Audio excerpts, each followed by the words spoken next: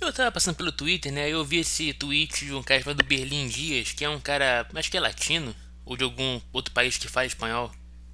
E o tweet dele era basicamente dizendo que os criadores das histórias em quadrinhos, todos eles em geral, eram pessoas de esquerda e por isso as histórias em quadrinhos tinham viés ideológico de esquerda. Uma parada que até certo ponto você pode concordar, né? Porque os exemplos que ele tá dando aqui, ele botou o Alan Moore, ele botou o Morrison, o Chris Claremont e o Jack Kirby. Extremamente honesto com vocês, o único cara daqui que realmente é criador do começo das histórias em quadrinhos de heróis, que realmente estava lá no início de tudo, é só o Kirby.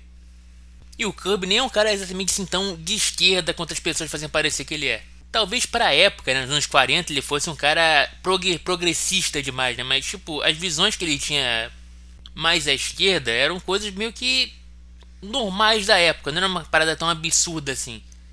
Ele acreditava que os criadores de quadrinhos tinham que ter mais direitos do que eles tinham, principalmente os artistas, né, que ele era um artista, porque na época realmente a indústria não valorizava nem um pouco os artistas. Mas é uma visão que o Steve Ditko, que é um cara completamente oposto a qualquer ideologia de esquerda que você possa pensar, um cara que ele era mais conservador, que ele era bem liberal economicamente, ele também via uma necessidade dos artistas em geral terem mais reconhecimento pela indústria. Ao ponto em que a saída dele dos quadrinhos do Homem-Aranha, né, da Marvel em geral, foi porque ele brigou com o Stan Lee, especialmente por causa disso, porque ele não ganhava crédito bastante pela criação do Homem-Aranha. Aproveitando que a gente citou o Stan Lee aqui, né, outro importante envolvido na criação das histórias em quadrinhos, né, do todo o gênero de super-heróis em geral, era um cara que, apesar dele ser mais progressista socialmente, né, ele não era um cara tão conservadorzão assim quanto outras pessoas da época eram. Afinal, ele defendeu utilizar os quadrinhos para falar sobre drogas, né, que é uma parada que era proibida pelo selo conservador do Comics Code Authority. Ele era um cara extremamente capitalista mesmo. Ele era um cara que você pode ver que ele usou o poder dele na indústria para ganhar dinheiro e ele nunca foi contra enriquecimento, né? Ele nunca foi contra acúmulo de capital. Até certo ponto eu concordo que existia um certo progressismo em todos esses autores antigos de quadrinhos. Eles eram um pouco mais socialmente progressistas do que a maioria das pessoas eram na época. A maioria deles não era tão racista quanto as pessoas em média nos Estados Unidos eram. Mas a grande questão é que hoje em dia houve uma mudança tão grande nos paradigmas ideológicos que se você comparar as ideias que na época não eram tão de direita assim, não eram tão ideologicamente associados à direita, que muitos super-heróis tinham na época, né? Por exemplo, o negócio do vigilantismo, pessoa sair na rua enfrentando criminosos, é uma parada que hoje em dia é vista 100% na direita. É uma coisa que não existe dentro da esquerda, não existe dentro da esfera política da esquerda. Inclusive é muito mais comum você ver a esquerda defendendo a descriminalização de pequenos furtos, com esse pequeno, né, variando de acordo com o que eles acham que vai ser pequeno. Que em alguns lugares eles já defendem até a liberação de $1.000 de roubo, um roubo que não é criminoso. Sendo que no passado, né, naquele período da década de 30, 40, em que os super-heróis começaram a ser criados, começaram a se desenvolver como um gênero, né, era muito mais comum que esse tipo de comportamento fosse um pouco mais associado à esquerda, talvez até. Só que hoje em dia isso é um paradigma completamente da direita. Além desse fato, que eu estava falando aqui no começo do vídeo, é que o Alan Moore, o Grant Morrison, o Chris Claremont, não, o Chris Claremont nem tanto, né, mas os dois primeiros que eu comentei, eles são pessoas que não estavam lá no começo da indústria dos quadrinhos, eles não estavam criando o gênero como o tweet do cara sugeriu. O Alan Moore e o Morrison, eles são pessoas que eles vieram para tentar fazer a famosa desconstrução do gênero, né? O Morrison principalmente, né? Até mais do que o Alan Moore. O Alan Moore até desconstruiu alguns personagens, como por exemplo fez com o Capitão Britânia, com o Marvel Man. Porém, ele veio mais para acrescentar do que para desconstruir o gênero de fato, né? Você vê isso que ele tenta trazer os super-heróis para uma vertente mais realista, né? Tentar dar um certo realismo para as histórias que ele está escrevendo. Como é que seria se um cara com os poderes do Marvel Man existisse na vida real? Como é que seria se heróis existissem na vida real, que é o Watchmen? Mas não necessariamente é uma desconstrução, né? É mais uma tentativa de levar a sério o gênero.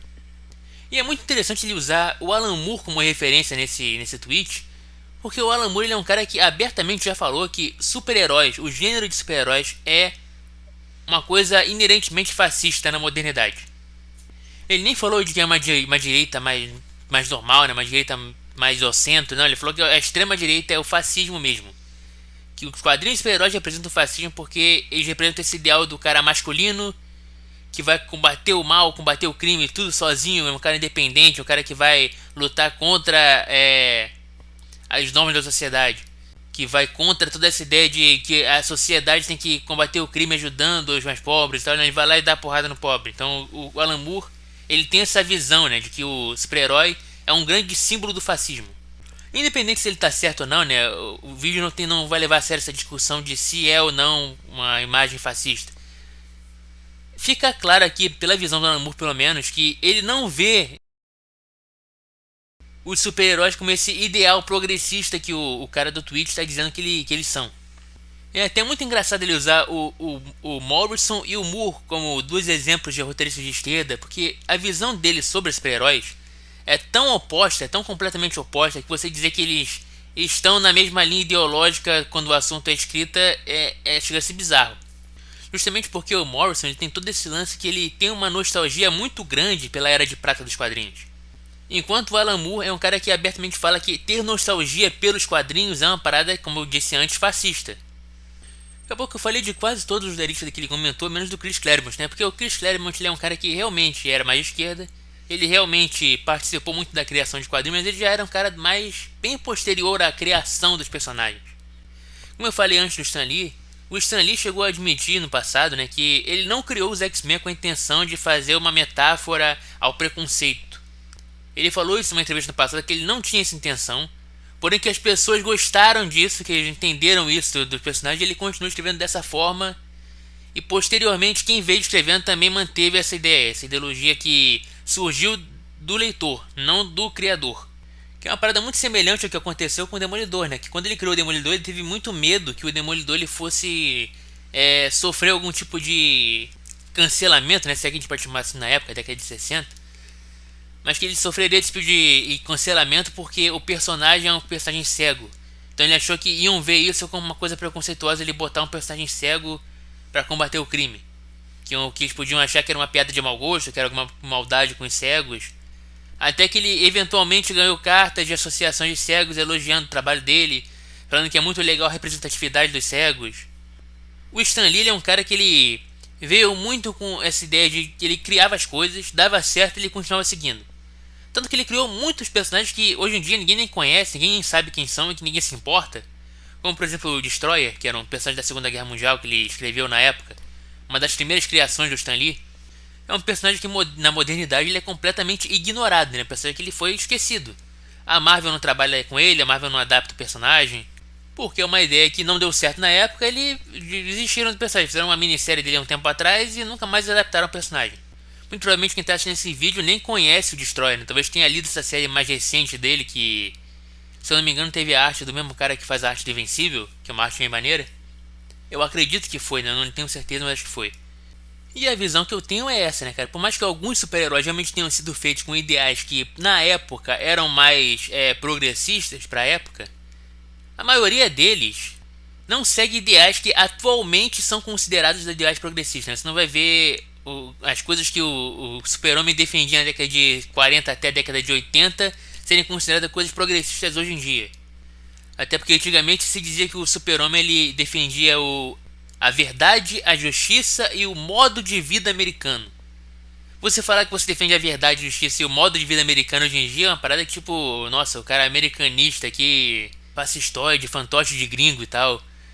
Que é uma parada que hoje em dia seria impensável uma pessoa de mais progressista, mais de esquerda defender. Eu entro falando de esquerda, falando progressista também, porque não são ideias tão inerentes assim a coisas como marxismo, socialismo, comunismo.